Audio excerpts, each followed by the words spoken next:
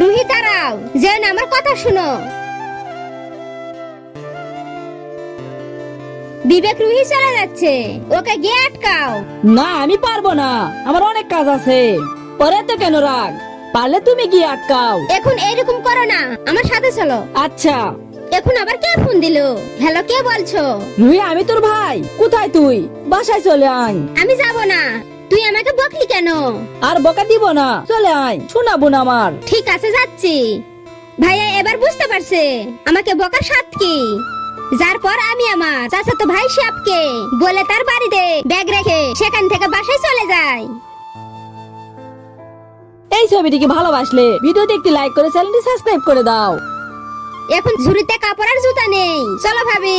এই রুহি কোথায় যাচ্ছি? তুই আবার আমাকে বকতেছিস? কিছু না, চলে যা।